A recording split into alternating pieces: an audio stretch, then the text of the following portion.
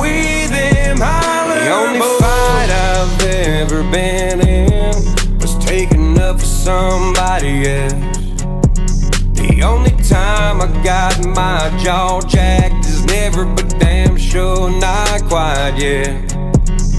The times I miss the most are the times nobody knows.